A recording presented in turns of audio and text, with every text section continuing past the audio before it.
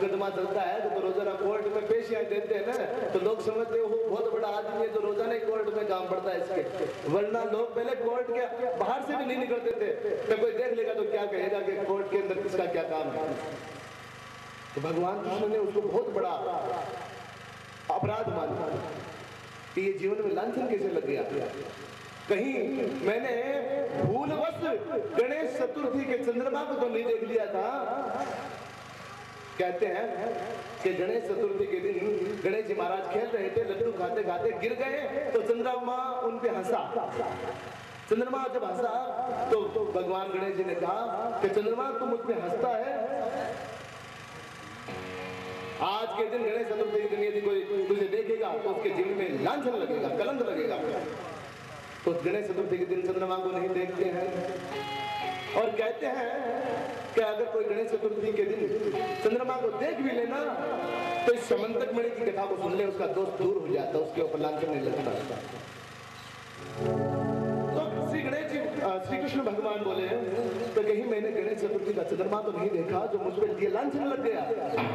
रामचरितमानस में कहा है ना बाबा ने, पर नारी लीला रे गोसाई, पर नारी लीला रे गोसाई,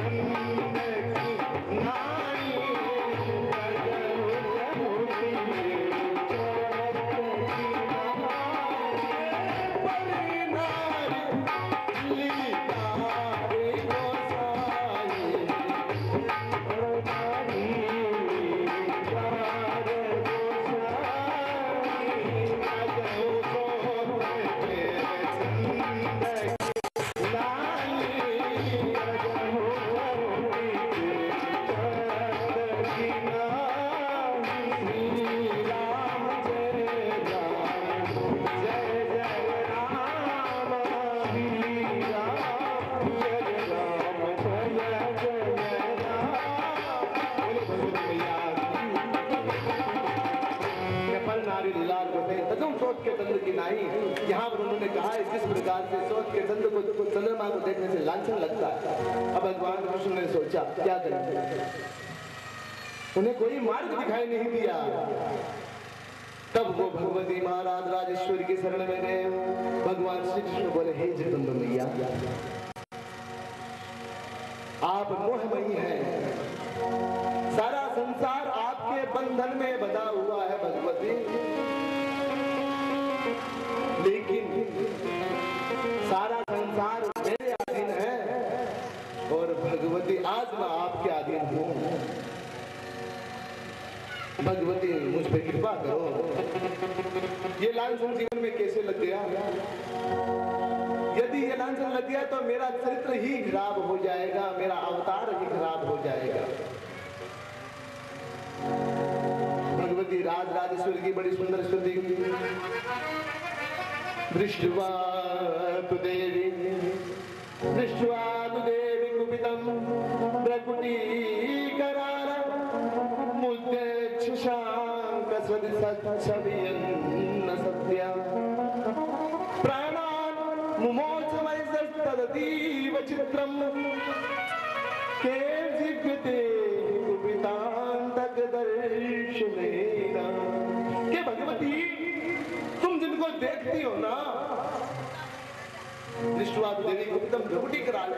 भगवती देखने से मात्र से ही सभी अपराधों से मुक्त हो जाते हैं। आपको किसी दुष्ट पर, किसी शत्रु पर अस्त्र और शस्त्र चलाने की आवश्यकता नहीं है, लेकिन आप उनको मारती हैं तो आप उनको देखती हैं। आप इसलिए देखती हैं भगवती का आपके देखने मात्र से उस जीव का कल्याण हो जाता है। बहुत सुंदर स्तुति करी भगवान श्री कृष्णचंद्र ने भगवती महाराज राजेश्वरी की। और उसी समय उनके मन में प्रेरणा हुई, भगवती की अनुकंपा हुई, भगवती का अनुग्रह हुआ और जंगल में गए खोजबीन करने के लिए प्रसेनजीत की। तो जंगल में जहां प्रसेनजीत मरा पाया गया था उस जगह देखा तो बड़े बड़े शेर के पंजों के निशान थे।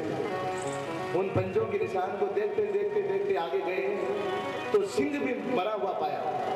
वो सिंह मरा हुआ देख करके उसके पास में बड़े बड़े पैरों के निशान थे, जो किसी रीछ के भालू के निशान थे। उन भालुओं के निशान को देखते देखते गए तो एक गुफा के अंदर वो पांव जाते हुए दिखाई दिए। गुफा में प्रवेश किया तो एक सुंदर कन्या शमंतक मणि से खेल रही थी। भगवान श्री कृष्ण ने कहा, देवी ये मणि मुझे दे दो। वो जोर जोर से चिल्लाने लगी। तभी वहां जामवंत जी महाराज आ गए। जामवंत जी जब वहां पधारे तो भगवान कृष्ण को देख कर बोले, आप कौन हैं? वो बोले, मैं द्वारिकाधीश हूँ कृष्ण। फिर क्या चाहते हो? कि ये जो मणि है ये मुझे दे दो। बोले, नहीं देंगे। दोनों में विवाद हो गया और दोनों में घमासान युद्ध हो गया। दोनों कई दिनों तक लड़ते रहे।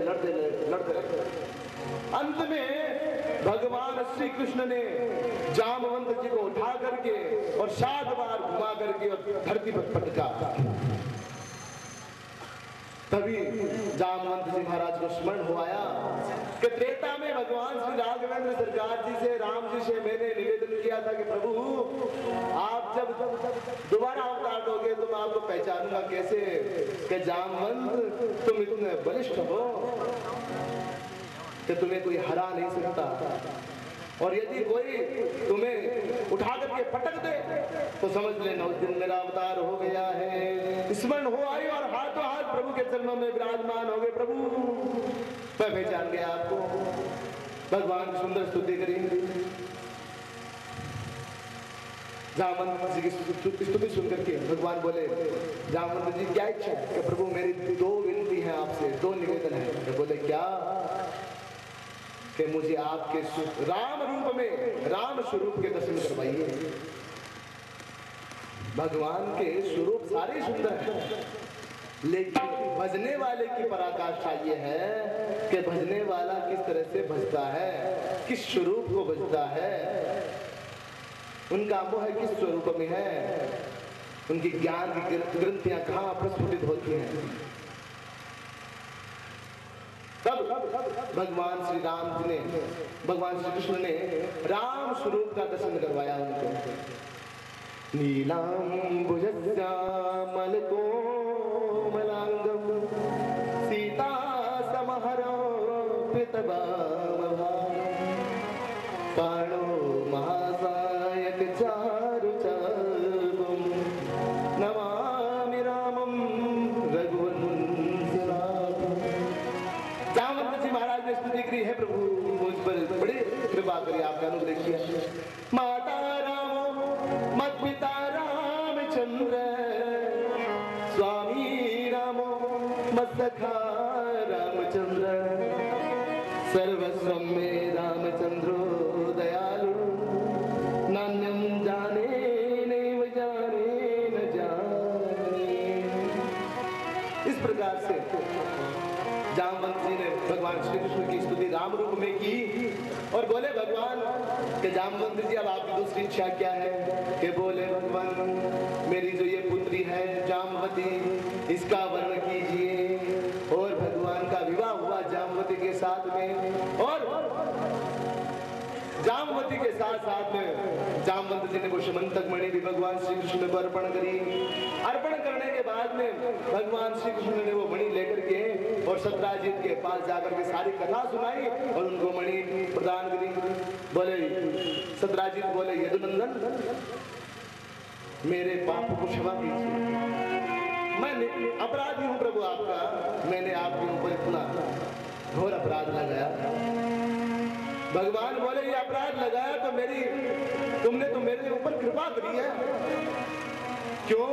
क्योंकि मेरे जीवन में कभी अपराध नहीं था, और अपराध लगा तो मैं भगवती राजराजेश्वरी के चरणों में निवेदन किया और भगवती की अनुग्रह से, अनुकंपा से, और मुझे इस अपराध से मुक्ति मिली है। इसलिए मेरा विश्वास और मेरी निष्ठा भगवती के चरणों में अगाध हो गई। इस प्रकार देवी भागवत कहती है कि भगवान श्री कृष्ण की सहायता करी भगवती राजराजेश्वरी ने। भगवती अपने भक्तों के